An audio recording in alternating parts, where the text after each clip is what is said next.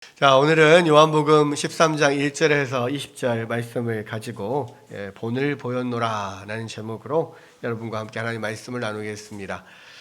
자, 오늘 함께 읽은 이 요한복음 13장은 이제 예수께서 십자가에서 죽으시기 바로 전날 밤에 있었던 일명 최후의 만찬 때 일어난 사건을 다루고 있습니다.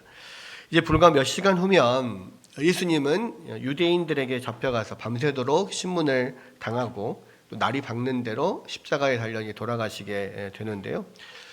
보통 공관복음에서는 이 최후의 만찬부터 또 겟세마네 기도, 그리고 예수님이 유대 지도자들이 보낸 종들에게 잡혀가는 사건들을 순차적으로 또 스피디하게 다 기록을 합니다.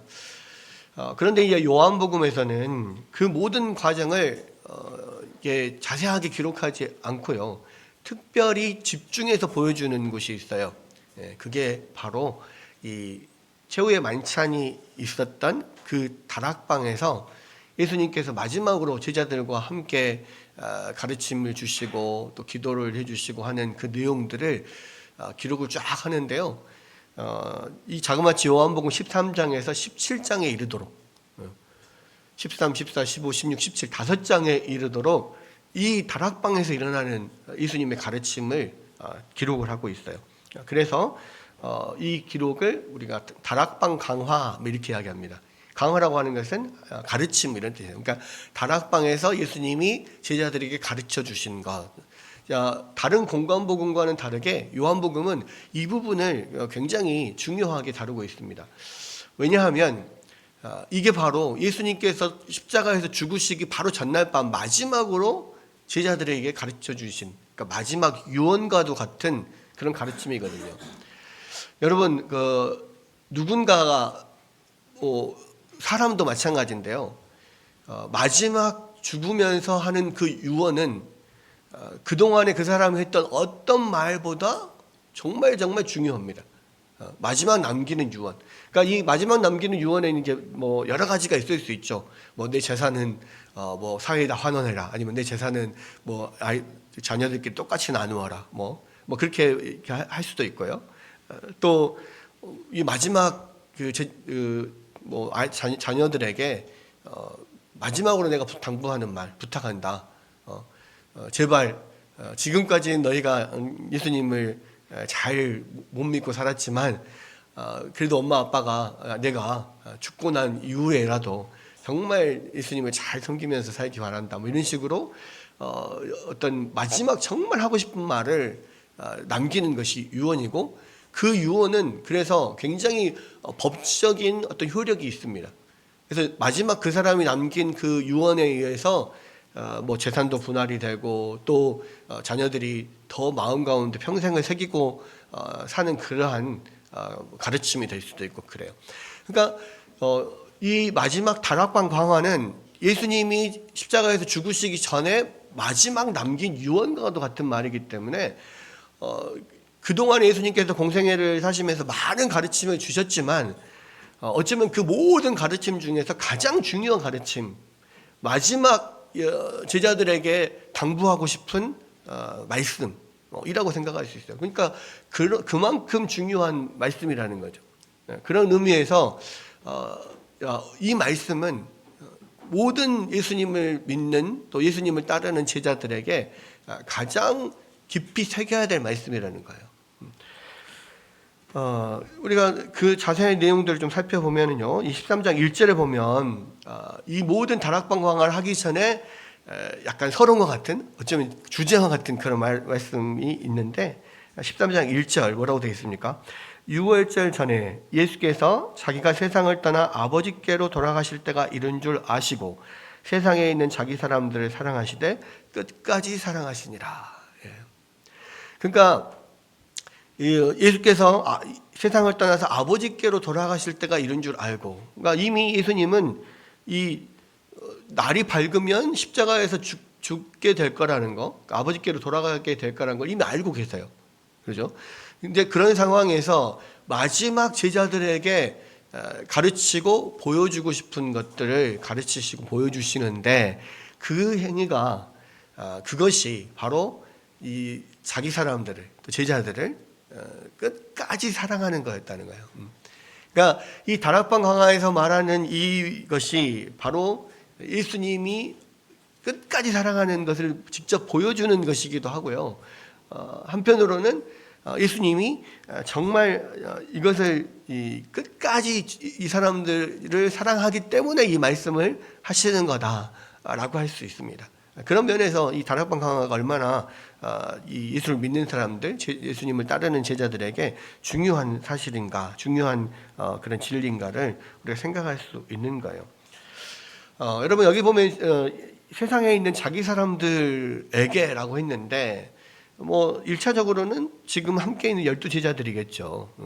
그러나 이 말씀은 예수 믿는 모든 사람들에게 다 동일하게 적용되는 말씀입니다. 왜냐하면 우리는 예수님을 믿는 모든 사람들은 이 제자들과 똑같이 예수님을 따르는 제자들이거든요. 우리가 예수를 믿는다는 것은 예수님의 제자가 된다는 겁니다. 근데 여러분 예수님의 제자가 된다는 것은 무슨 말입니까? 반대로 말하자면 예수님이 우리의 스승이라는 거예요. 제자들도 예수님을 스승이요 주로 불렀잖아요. 그렇죠? 마찬가지 우리도 예수님을 우리의 스승이요 주로 불러요. 근데 여러분 선생님과 스승의 차이를 아십니까? 이 세상에는 많은 선생님이 있지만 스승은 많지가 않아요. 그렇죠? 우리는 그 많은 선생님들 중에서 특별한 사람들을 은사라고 부릅니다. 은사는 뭡니까? 내가 은혜를 입은 스승 이런 뜻이거든요. 선생님은 지식을 전달하시는 분입니다. 근데 스승은요, 삶을 전수하는 분이에요. 그러니까 우리가 많은 선생님들 중에 스승, 은사 이렇게 부르는 분은 우리에게 삶에 영향을 주신 분들이에요. 뭐 여러분들 지금까지 인생을 살아가면서 많은 선생님들이 있었을 거예요. 근데 그 중에서 특별히 기억나는 선생님이 한두 분은 있을 겁니다. 저도 지나보면 그 많은 선생님들이 있었는데요. 정말 딱 기억에 남는 분은 몇 분 안 돼요. 근데 왜 그분들이 기억에 남을까요? 그 기억에 남는 이유는 그분이 공부를 잘 가르쳐서 그런가 아니에요. 대부분은요. 그분이 기억에 남는 이유는 그분이 나의 삶에 어떠한 영향을 줬기 때문에 그런 거예요. 제가 기억에 남는 선생님들은 몇 분 계시는데요. 아주 오래돼서 사실은 성함도 얼굴도 잘 기억이 안 나는 분도 있습니다. 근데 그분도 어렴풋이 내 기억 가운데 내 삶에 참 중요한 영향을 남기셨다라는 분이 있어요. 초등학교 3학년 때 선생님이 계시는데요. 근데 사실은 지금 생각해보면 그 성함도 잘 기억이 안 나요. 얼굴도 잘 기억이 안 나. 근데 그분이 정말 기억이 남는 이유는 뭐냐면 초등학교 때 여러 가지 뭐 대회 같은 게 있었어요. 뭐 미술 대회도 있고 무슨 과학 경시 무슨 대회도 있고 뭐 노래 이런 대회 여러 가지 대회들이 특히 이제 제가 초등학교를 다닐 때 그때는 국민학교라고 했는데 그때는 되게 많았습니다. 근데 저는 사실은 그런 대회에 막 나가고 싶지 않았거든요. 별로. 근데 선생님이 무슨 대회만 있으면 저를 내보내시는 거예요. 근데 나가기는 싫었지만 예수님이래. 선생님이 나가라고 하니까 그냥 나갔어요. 그러다 보니까 막 여러 가지에서 상을 타게 된 거예요. 엄청 상을 많이 탔어요. 그래서. 근데 그러면서 저에게 어떤 것이든지 그냥 해볼 수 있는 그런 적극적인 마음. 이게 그냥 하기 싫어도 할 수 없을 것 같아도 한번 해보니까 되네? 노래도 해보니까 되네? 그림도 해보니까 되네? 또 경시대회도 해보니까 되네? 다 되는 거예요. 그래서 그것을 통해서, 내가 뭐든지 다 하면 되구나, 라는 것을 경험을 합니다. 그러면서 더 자신감이 붙은 거죠. 그래서 어쩌면 그때부터 시작을 해서 좀 더 적극적으로 모든 일을 할 수가 있었던 것 같아요.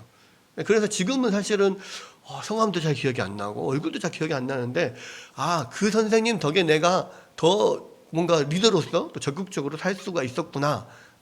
한 가지를 그렇게 생각을 하게 되면서 그분이 기억이 나요. 또 한 분은 고3 때 담임 선생님. 이 고3 때 담임 선생님은 정말 저희들과 학생들과 너무 친하게 친근하게 이렇게 대해주셨고 저희가 너무 좋아했어요. 그래서 그때 당시에는 선생님들이 특히 이제 남자 선생님들이 돌아가면서 주말에 숙직을 하셨던 그런 일들이 있습니다. 그래서 주말에 선생님 한 분이 학교 숙직실에서 주무시면서 학교를 이렇게 돌아보고 지키는 이런 일을 했어요. 그 숙직을 1년에 한두 번 하는데 이 담임선생님 숙직을 하실 때 맨날 우리가 그 숙직실로 쳐들어갔습니다.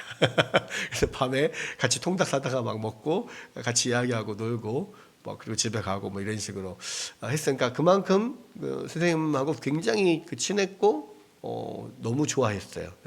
그래서 그런 면에서 어떤 선생님과의 어떤 친밀함 이런 부분에 있어서 굉장히 기억에 남고 많은 조언도 해주시고 그랬던 그런 분입니다. 그 외에도 여러분들이 있죠. 여러분들이 있지만 그러한 분들 중에서 정말 기억에 남는 것은 결국 공부를 잘 가르치시고 뭔가를 잘 해주시는 것보다 나의 삶에 어떤 직접적인 영향을 주셨던 분이 사실 기억에 남는 거거든요. 근데 그렇게 삶에 영향을 주는 분이 스승이라고 할 수 있는 거예요. 그러니까 그냥 단순히 지식만 배우고 내 삶에 영향을 받지 않으면요 스승이라고 하기 어려워요. 근데 나의 사고방식과 생각과 앞으로의 내가 나아가야 할 진로와 방향과 인생의 뭔가에 도움을 주시고 영향을 주신 분, 이런 분이 스승이란 말이에요. 근데 예수님은요 그 어떤 인간의 스승보다 훨씬 더 지대하신 영향을 주는 스승이셔요. 왜요? 예수님을 믿고 따르는 사람들에게요 예수님은 주가 되시고 선생이 되십니다. 그리고 우리의 삶의 방향을 바꿔요. 우리가 지금까지는 세상을 향해 나갔던 그런 삶이고 세상에서 내가 출세하고 내가 높아지고 돈 많이 벌고 그렇게 사는 것이 나의 인생의 목적이었던 그런 사람인데 예수님을 믿고 따르고 예수님이 제자가 되잖아요. 그러면 목적이 세상이 아니라 예수님으로 바뀌어요. 그 목적이 하나님으로 바뀐다고. 그러니까 예수님을 믿는다라고 하는 것은 결국은 예수님을 스승으로 섬기는 거예요. 우리가 예수님의 제자가 된다는 것은 결국 예수님이 스승이시거든요. 그렇다면 그 세상의 스승은 나의 삶의 일부에 영향을 주시는 분입니다만은 예수님은요 나의 삶 전체를 주관하시는 분이에요. 나의 삶 전체를 이끌어 가시는 분이죠. 그러니까 우리가 예수님을 스승으로 모시고 우리가 예수님의 제자가 됐다는 것은요 철저하게 예수님을 따라가고 예수님을 닮아간다는 이야기입니다. 여러분, 우리가요 예수님을 믿는다라고 하면서 우리가 예수님의 제자라고 하면서 예수님의 삶을 배우고 예수님의 어떤 삶의 방식을 따라가지 않는다면, 예수님을 닮아가지 않는다면 우리는 예수님의 제자도 아니고 예수님을 믿는 것도 아닙니다. 그러니까 몇 년을 교회를 다녀도, 수십 년을 교회를 다녀도 우리의 인격이 예수님을 닮아가지 않고 우리의 삶의 방식이 예수님이 보여주신 삶을 닮아가지 않는다면 우리는 예수님을 믿고 있지 않다는 거예요. 그러니까 단순히 교회를 다닌다, 내가 신앙생활을 한다는 것이 그냥 단순히 주일날 교회 가서 예배 드린다, 이게 아니란 말이에요. 여러분, 예수님은요 세상에 있는 자기 사람들을 사랑하시되 끝까지 사랑하십니다. 근데 그 자기 사람들은 누굽니까? 예수님을 따르는 제자들이에요. 우리가 이 교회에 와서 예배를 드려도요 우리가 예수님을 따르는 제자들이 아니라면, 예수님의 인격을 닮아가고 예수님이 하신 일을 우리가 또 이어서 하는 그런 사람들이 아니라면 예수님의 그 끝까지 사랑하시는 대상이 될 수 있을까요? 여러분, 우리가 그런 제자가 아니라면요, 우리가 예수님의 사랑의 대상에서 벗어날 수 있어요. 예수님은 십자가에 돌아가시기 전 마지막 그 전날 밤에는 오로지 제자들과만 함께 하셨어요. 예수님은 모든 사람 다 사랑하십니다. 그러죠. 또 많은 예수님을 따르는 사람들, 그 모든 사람을 사랑하셔요. 심지어는 십자가에 못 박혀서 죽임을 당하시면서도 그 자기를 십자가에 못 박으신 그들도 예수님이 사랑하셨어요. 그래서 뭐라고 하십니까? 십자가에서 돌아가시면서도 아버지여 저들의 죄를 용서하여 주옵소서. 저들은 자기들이 하는 일을 모르고 있습니다. 이렇게 해요. 그러니까 예수님은 심지어는 자기를 죽이는 어떻게 보면 원수와 같은 사람들도 예수님 사랑하셨어요. 근데 그 사랑의 정도는요, 이 세상에 있는 예수님의 사람들, 예수님의 제자들과 그 예수님을 십자가에 못 박아 죽였던 그 사람들에게 쏟아지는 그 사랑의 정도는 분명히 그 농도가 달라요. 여러분, 예수님을 우리가 믿잖아요. 교회를 다니잖아요. 우리의 마음, 어차피 예수님 믿고 교회 다니면 예수님께 사랑받고 싶죠. 예수님께 사랑받고 싶지 않은 사람도 있습니까? 교회 다니면서? 그건 그거는 믿음이라고 할 수 없는 거예요. 근데 진짜 예수님을 믿는 사람들은요, 정말 예수님 사랑받고 싶어요. 그럼 어떻게 사랑받아요? 예수님을 따르는 제자가 되면 돼요. 우리는 예수님 믿는 것은 예수님 따르는 제자예요. 그거는 예수님의 인격을 닮아가고 예수님의 삶의 방식을 따라가는 그런 사람들인 거죠. 여러분, 그러면 예수님이 이 십자가에 돌아가시기 전 바로 전날 유언과도 같이 마지막 이 사랑하는 제자들에게 가르치고 싶었던 게 뭐냐? 예수님은 당신에게 우리가 무엇을 배우기를 원하셨을까? 그것을 가르치는 게 예수님의 마지막 수업이었어요. 그러니까 공감복음에서는 예수님의 최후의 만찬을 하시고 또 그곳에서 성찬을 제정하시고 뭐 이런 거를 더 이렇게 스포트라이트를 비춰서 집중해서 그 부분을 다룹니다. 근데 요한복음에서는요, 그것보다도 훨씬 더 집중해서 지금 다루고 있는 게 뭐냐면 일명 세족식. 예수님께서 유월절 식사 최후의 만찬을 하시다 말고 일어나셔서 갑자기 수건을 허리에 두르고 대야에 물을 떠가지고 오셔서 제자들의 발을 씻기기 시작하셔요. 근데 이 사건을 예수님께서 마지막 유언과 같이 남기신 마지막 가르침, 마지막 수업으로 사도 요한은 지금 우리에게 보여주고 있는 거예요. 그 의미는 뭐예요? 예수님께서 남기신 마지막 가르침, 이 가르침이 우리에게 있어서 가장 중요하다라고 지금 가르치는 거예요.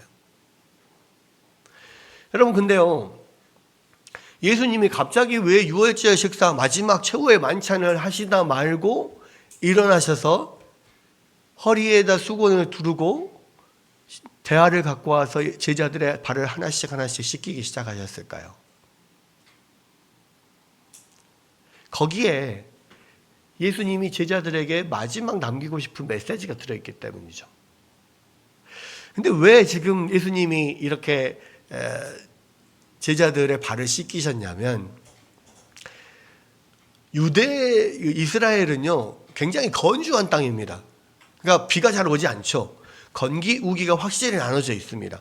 비가 오지 않을 때는 전에도 말씀드렸지만 이스라엘 지형이 비가 오는 족족 다 밑으로 물이 스며드는 땅이에요.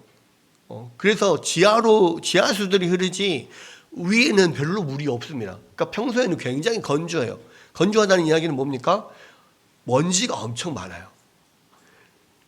근데 지금처럼 아스팔트 도로가 깔려 있고 그러면 먼지가 날릴 일이 없겠지만 옛날에는 그런 게 없잖아요. 그냥 맨 땅이잖아요. 그러니까 길을 걸어가도 그냥 맨 땅이에요. 그러면 엄청 먼지가 많이 날리는 땅이란 말입니다. 그런데 이스라엘 사람들은 신발을 뭘 신고 다녔어요? 그 로마 시대도 마찬가지고 다 샌들을 신고 다녔어요. 그 샌들은 뭐예요? 다 터져 있잖아요. 그러니까 그 샌들을 신고 그렇게 다니다 보면 좀만 걸어가도 발이 시꺼매져. 네, 먼지가 많으니까. 그러니까 어느 집에 들어가면 집에 들어갈 때마다 늘 발을 씻고 들어가야 돼요. 근데 이 발을 씻는 일을 주로 누가 하냐면 그 집에 있는 아주 하급 노예들, 하급 종들이 그 발 씻어주는 일을 합니다. 노예들 중에서도요, 급이 있어요. 그래서 이스라엘의 그러니까 유대인들도 노예가 될 수 있습니다. 그러니까 일시적으로 자기가 예를 들어서 돈을 빌렸는데 못 갚았어.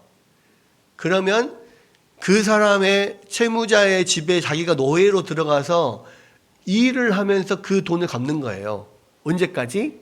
희년이 올 때까지. 희년은 7년마다 한 번씩 오잖아요.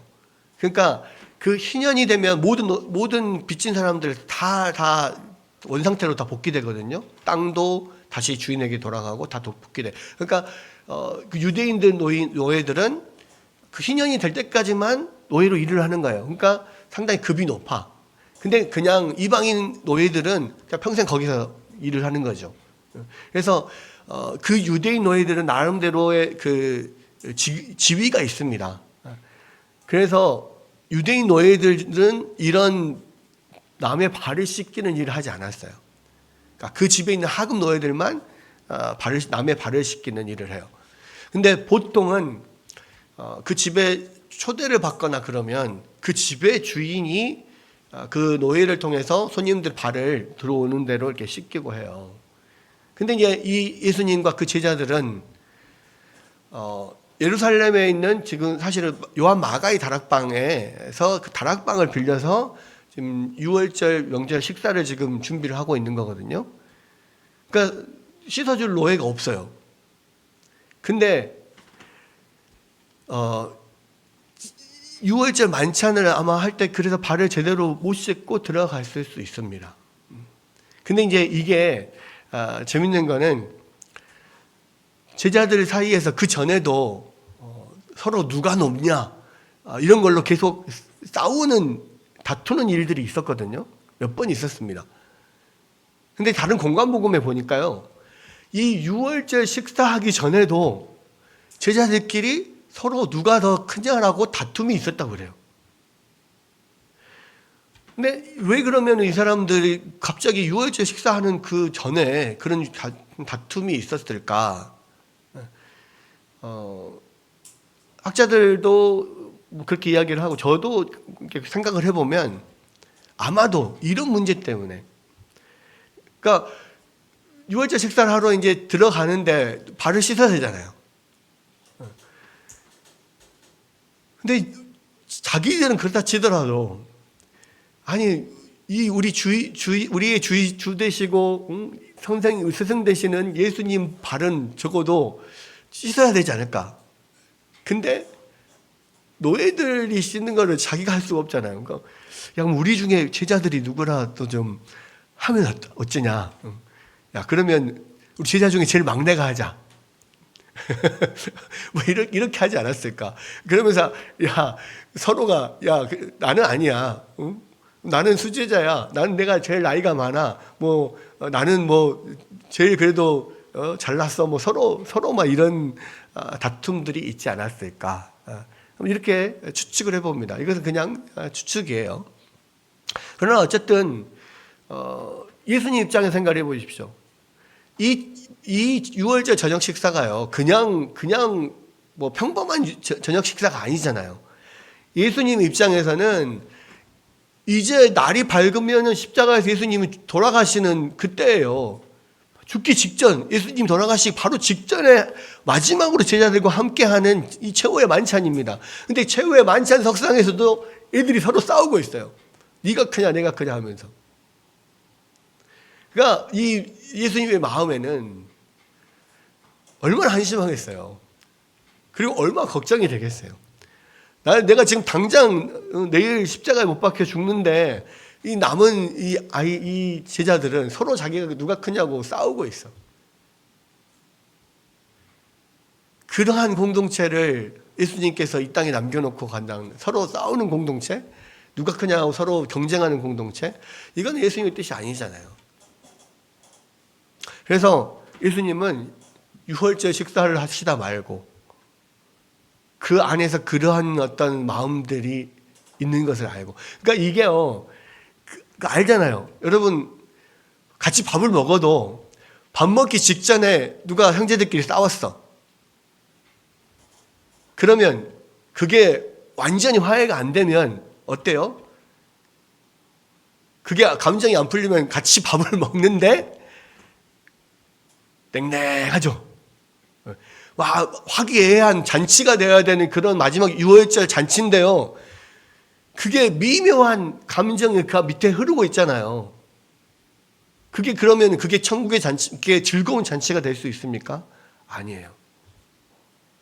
그러니까 예수님께서 안 되겠다, 마지막 내가 가르침을 줘야겠다, 아마 생각을 하셨던 것 같습니다. 일어나셔서요, 스스로 종의 복장을 취하십니다. 그러니까 수건을 허리에 두르고 대야를 가지고 온다는 건 뭐냐면요, 스스로 그 발을 씻기는 가장 노예 중에서도 가장 낮은 그 노예의 모습을 지금 취하신 거예요. 그러니까 사실 이거는요, 실제로 예수님이 지금 이 땅에 오셔서 하시는 그 일을 그냥 그대로, 어쩌면 그 모습 자체가, 이 세족식의 모습 자체가 예수님이 이 땅에 오셔서 하신 그 일을 그대로 그냥 표현해 주는 일일 수 있어요. 왜? 예수님은 원래 이 온 우주를 창조하시고 이 온 우주를 다스리시는 창조주이시자 왕이시잖아요. 하늘 보좌에 앉아 계셨던 하나님이시잖아요. 근데 그 하나님이 이 낮고 천한 곳, 이 종의 모습을, 형상을, 인간의 모습을 가지고 이 땅에 태어나셨습니다. 그것도 어디예요?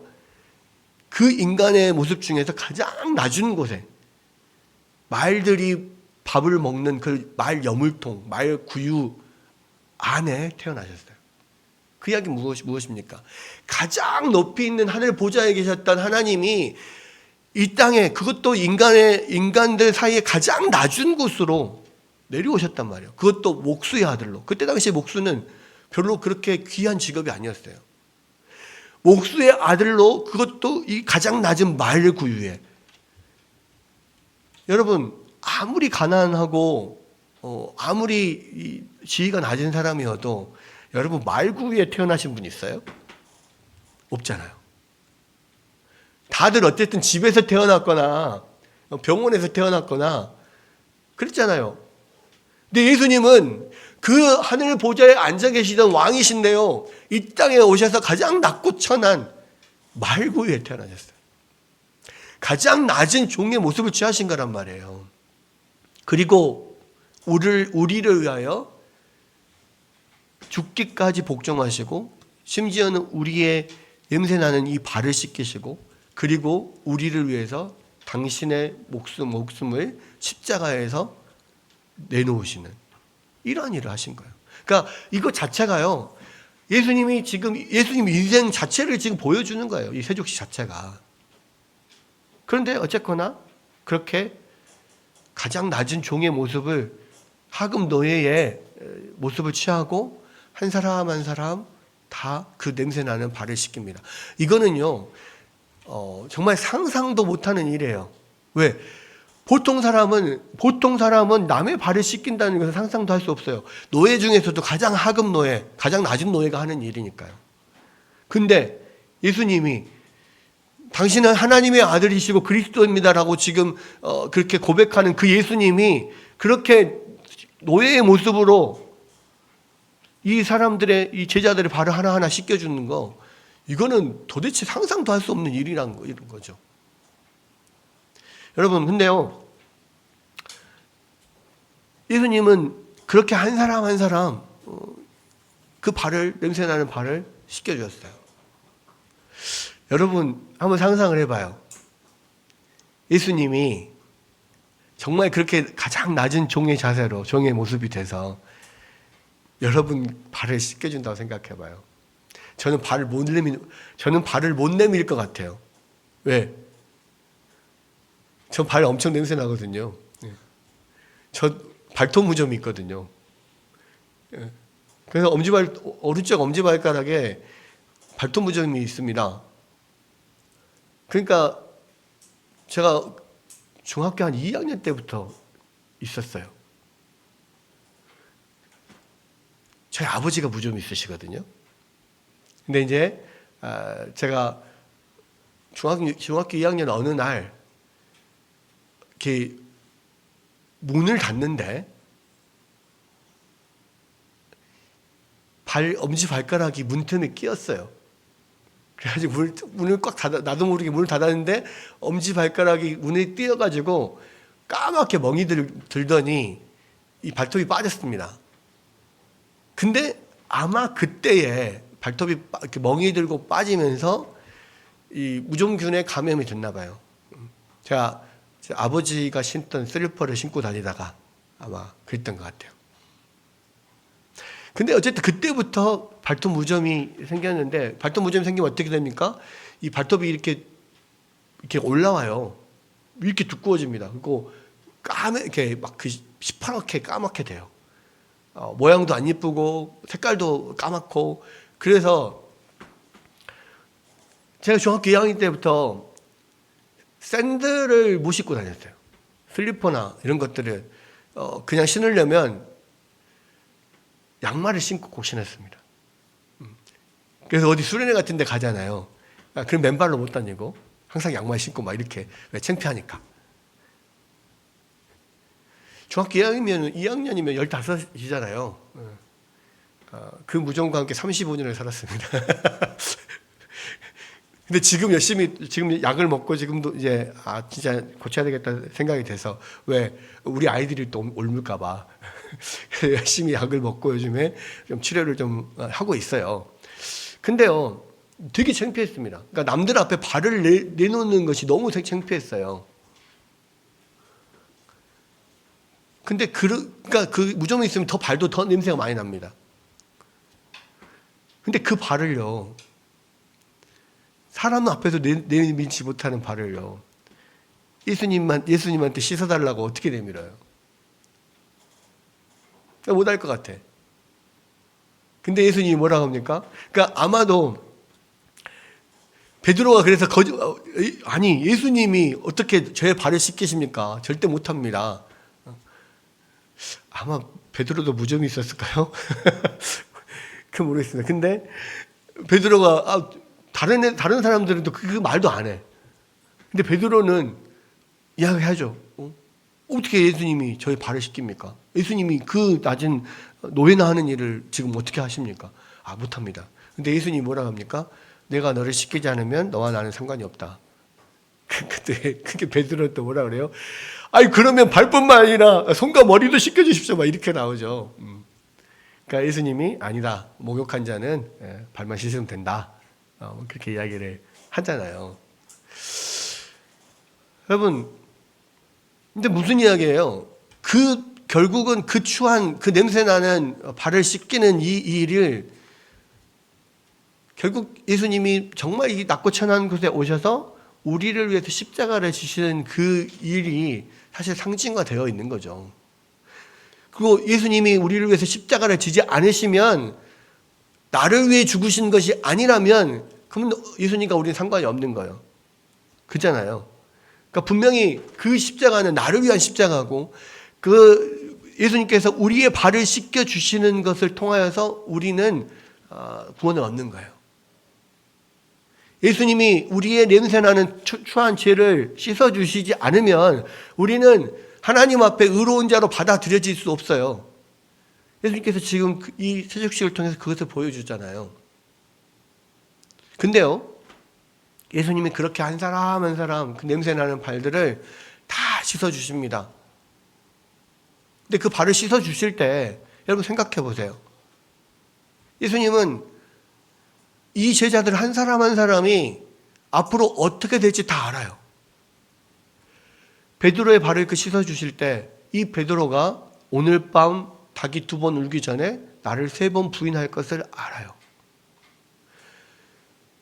다른 사람들, 제자들 시켜주실 때 이 제자들이 오늘 밤 싹 다 도망가고 나를 모른 척 할 거 다 알아요.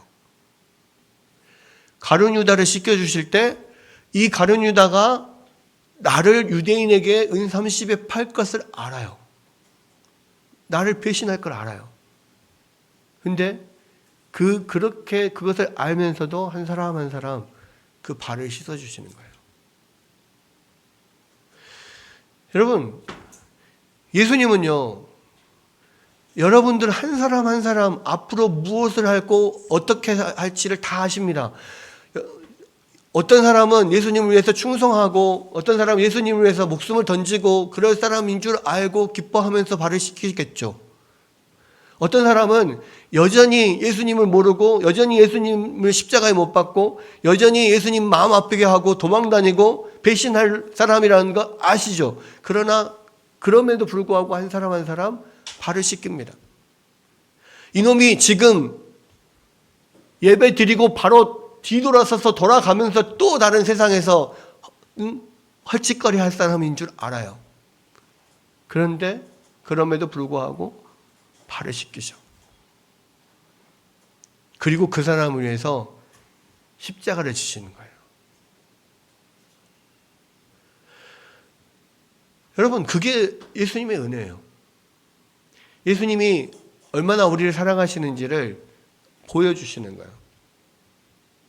그런데 그 예수님의 그런 사랑을 보여주는 것이 오늘 예수님이 이 우리의 발을 씻기시는 거의 목적이냐? 아니에요.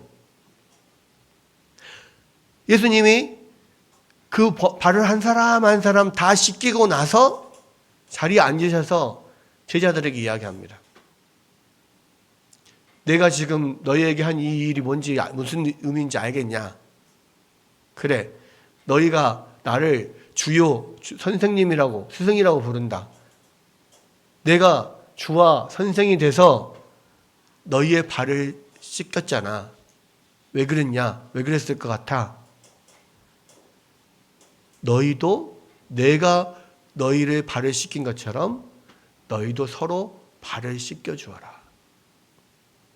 그게 예수님이 십자가에서 돌아가시기 전에 마지막으로 제자들에게 가르치시고 남기셨던 유언이란 말입니다.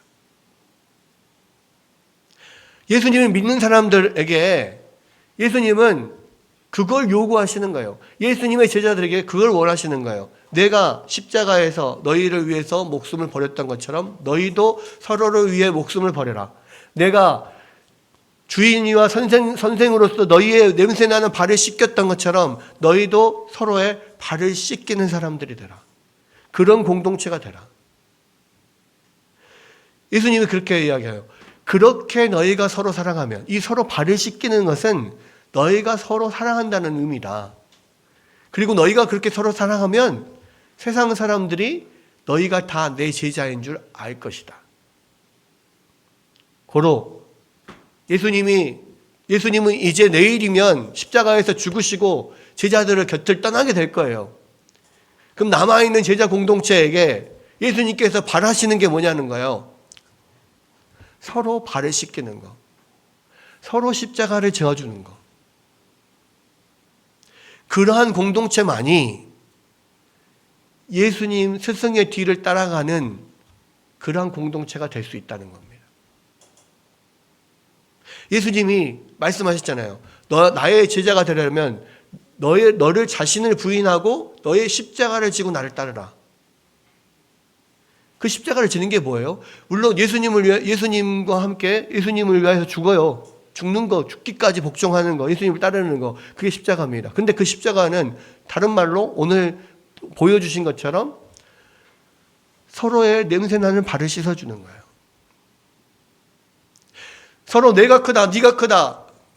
그러니까 네가 해라가 아니라 굳은 일, 힘든 일, 더러운 일, 나는 큰 사람이니까 나 말고 네가 해라. 이게 아니라 내가 주와 선생으로서 하늘 보좌에 앉아있던 왕으로서 너희를 위하여 이 땅에 내려오고 종의 형상을 입고 너희의 발을 씻기고 너희를 위해서 죽었던 것처럼 너희도 누가 크냐가 아니라 서로의 발을 씻기는 가장 작은 서로의 종이 되어서 서로의 발을 씻겨주어라. 그것이 너희가 서로 사랑의 공동체를 만들어가는 것이고 그것이 너희가 나의 제자가 되는 길이다 라고 보여주는 거예요.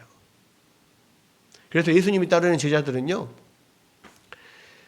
스스로 일어나서 발을 씻기는 사람이 되어야 돼요. 누가 시켜서가 아니라, 내가 지위가 낮아서가 아니라, 예수님이 스스로 식사하시다 말고 일어나서 종의 형상을 입고 종의 모습을 하고 발을 씻겼던 것처럼 스스로 일어나서 서로 발을 씻겨주는 사람이 되어야 돼요. 그럴 때 진정으로 이 공동체가 예수님의 제자의 공동체, 사랑의 공동체가 되는 거예요. 굳은 일, 더러운 일, 그거는 너희들이 하고 나는 박수 받고 갈채받는 그거 그냥 편하고 좋은 일만 하겠어. 그런 마음을 갖고 있는 교회는요, 교회가 아니에요. 예수님의 공동체가, 예수님의 제자 공동체가 아니란 말이에요. 그렇게 예수님의 제자 공동체가 될 수가 없어요. 여러분, 가정에서도 마찬가지예요. 가정에서도 서로가 종이 되어줘야 돼요. 서로가 종이 되어서 발을 씻겨주는 그런 가정이 정말로 예수님의 사랑이 가득한 가정이 되는 거예요. 남편이 아내에게 종이 되어주고요. 아내가 남편에게 종이 되어줘. 자녀들이 부모에게 종이 되어줘. 종이 되어 섬겨줘. 부모가 자녀들에게 종이 되어 섬겨요. 이런 모든 모습들을 통하여서 결국 예수님의 공동체, 하나님의 공동체가 되는 겁니다. 그러면 그런데 왜 그렇게 해야 됩니까?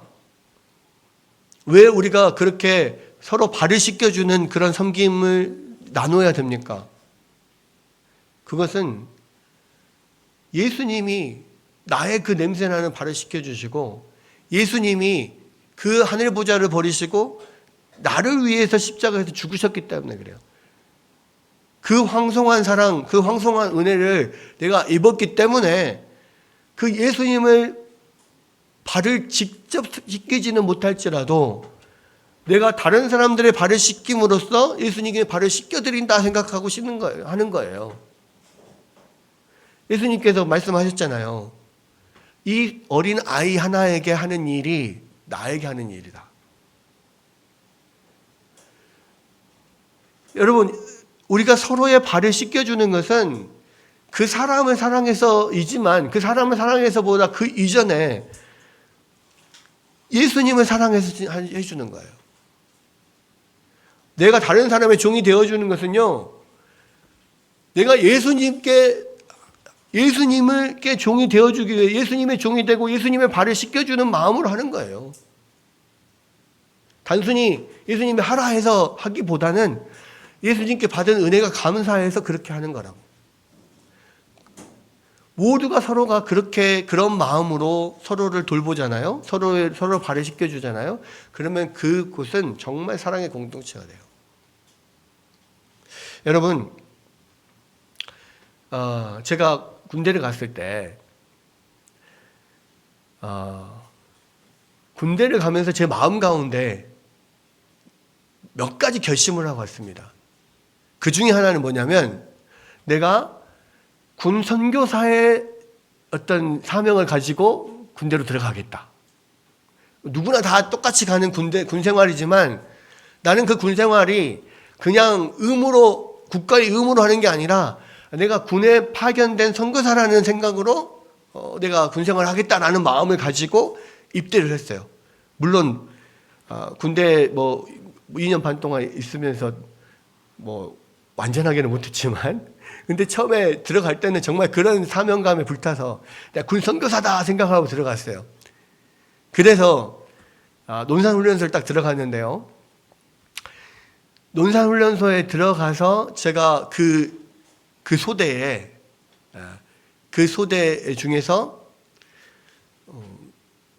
이름이 김혁이잖아요. 김혁. 그러니까 이름 가나다 순으로 번호를 붙였습니다. 1번 훈련병부터 몇십 번 훈련병까지 있어요. 근데 제가 2번 훈련병이었습니다. 2번 훈련병. 근데요, 군대 가면 전우조라는 게 있습니다.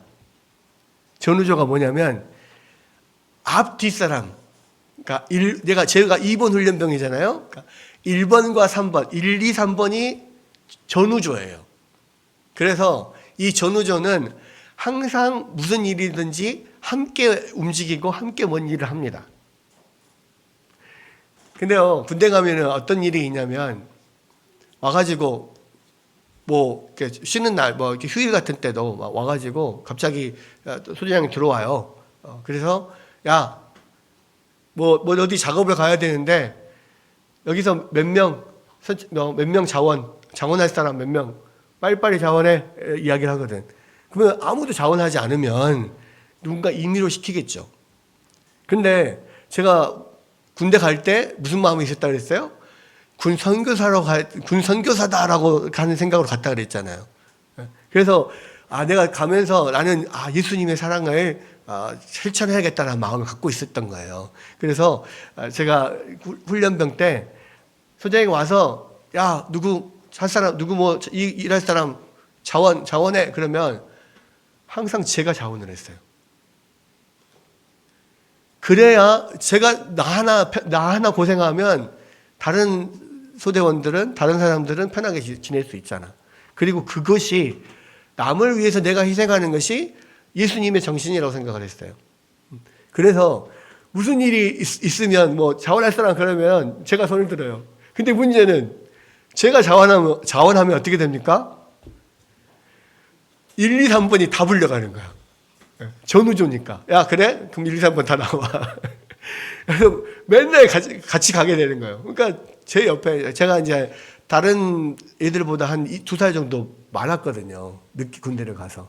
그러니까 맨날 옆에 있는 그 전우조인 그 훈련병, 그 훈련병이 맨날 저한테, 형, 제발 좀 그만 자원하라고. 왜 우리까지 고생시키냐고. 그만 좀 하라고. 근데 좀만 우리만 고생하면 다른 애들 편하게 지낼 수 있지 않냐. 그리고 제가 그렇게 하면서 소대 선임을 맡았습니다. 반장 같은 거예요. 반장 같은 거. 그렇게 하면 이제 저는 그래서 또 그 소대 선임하면서 사명감이 있었어요. 왜냐하면 그 훈련소에서 4개 소대가 있어요. 한 중대 안에.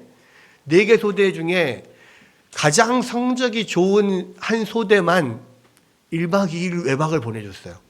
나머지 3개 소대는 외박을 못하고 그냥 잠깐 부모님하고 훈련이 끝나면 잠깐 부모님하고 이 면회만 하고 바로 자대로 갑니다. 한 개 소대만 상으로 1박 2일 외박을 나가요. 그래서 제가 소대 선임이 되면서 내 마음 가운데 사명감이 있었습니다. 우리 소대가 무조건 1등을 해서 다 외박을 하게 하겠다. 그래서 최선을 다했어요. 그래서 굳은 일 제가 다 맡아서 하고 나름대로 공부는 잘했잖아요, 제가. 그러니까 공부 잘했을 뿐만 아니라 그 시험 보는 것도 많거든요, 그 안에서. 그리고 실기 이렇게 총 쏘고 이렇게 훈련 이렇게 PT 하고 이런 것들도 그때 당시에는 제가 몸이 날씬했습니다. 날렵했어요. 그래서 잘했습니다. 그래서 이제 안 하는 사람들을 싹 다 이렇게 도와주고 막 해가지고 결국에는 그렇게 해서 저희 소대가 1등을 했어요. 또 그거 공부할 때 시험 공부하거든요. 제가 이제 애들한테 예상 문제도 이야기해주고 다 이렇게 해가지고 시험 잘 보게 하고 해서 1등을 했어요. 그래서 외박을 나갔습니다. 근데 그렇게 했던 이유는 뭐냐면 단순히 외박을 나가고 싶어서가 아니었어요. 그러니까 제가 군선교사라는 마음이 있었기 때문에 우리 어떻게든 내가 희생함으로써 이 사람들에게 어떤 그 유익을 좀 주고 싶다는 마음. 그게 예수님의 정신이라는 생각. 그것 때문에 사실 한 거예요. 그게 그때 제가 정말 신앙이 불탔을 때거든요. 그러니까 뭔가 이들에게 내가 이들을 사랑하는 마음으로 사실 했다기보다는 예수님을 사랑하는 마음으로 사실 한 거예요. 여러분, 그렇게 하니까요, 소대가 1등을 하더라고요. 저는 정말 그 될 줄 몰랐어요. 근데 그렇게 됐어요. 그러면서 제가 느끼는 게 뭔지 알아요? 아, 정말 예수님께서 말씀하신 대로 그렇게 내가 스스로 종이 돼서 발을 씻겨주고 내가 스스로 낮은 곳에 가서 그걸 돕고 이렇게 하니까 정말 무언가 열매가 맺구나라는 것을 알게 됐습니다. 여러분, 그거는 작은 한 사건에 불과해요. 그런데 분명한 것은요, 이 예수님의 말씀이 사실이라는 거예요. 여러분, 우리가 그렇게 스스로 종이 돼서 서로를 섬기고 발을 닦아주고 굳은 일을 하고 그렇게 할 때요, 서로가 그런 공동체가 될 때요, 정말로 행복한 공동체가 되고 예수님의 공동체가 되고 결국은 많은 열매를 맺게 되더라는 거예요. 그리고 예수님이 마지막 십자가에 죽으시기 전날 이것을 우리 가운데 말씀해 주셨다는 것은 뭐냐면 모든 예수님의 공동체, 모든 제자들, 모든 교회가 이렇게 되기를 원하신다는 거예요. 근데 많은 교회에서 서로 종이 되어주지 못하고 서로 낮은 자리에 가지 못하고 서로 높아지려고 하니까 계속 다툼이 나는 거예요. 제자들도 높아지려고 해서 다툼이 났잖아요. 그 잘못된 과오를 지금도 여전히 주님의 교회에서 그런 일들이 일어나요. 그런 교회를 볼 때마다 예수님이 뭐라고 하겠습니까? 네가 뭐라 하더냐? 내가 십자가를 지기 전날 밤 마지막 너희에게 남긴 유언이 뭐더냐? 내가 주와 선생이 되어서 너희 발을 씻긴 것처럼 너희도 서로 발을 씻기는 공동체가 되라 하지 않았더냐? 여러분, 예수님의 제자된 표징은요, 종이 되어 발을 씻기는 사람입니다. 여러분이 예수님의 제자고 우리가 예수님의 공동체라면 서로가 종이 되어서 발을 씻어줘야 돼요. 세상에 나가서도 스스로 종이 되어 발을 씻기면서 예수님께서 나에게 하셨던 그 은혜를 기억해야 돼요. 세상 사람들은요, 종이 되어 발을 씻기잖아요. 그러면 그 사람을 정말 훌륭한 일 하구나 존경하고 막 인정하고 그럴 것 같습니까? 아니요. 짓밟아요. 종이 되어 섬기면 진짜 종인지 알아요. 근데 예수님은 그 사람들에게 뭐라고 하셨습니까?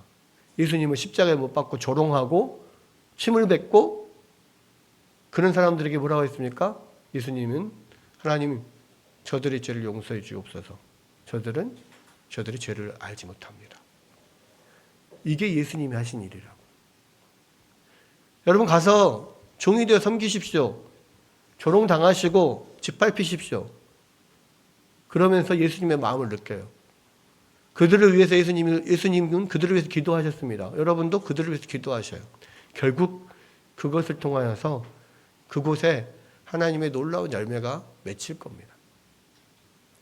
여러분, 예수님께서 우리 가운데 남기신 마지막 유언을 우리가 함께 살펴봤습니다. 이것이 우리 가운데 예수님께서 원하시는 길이에요.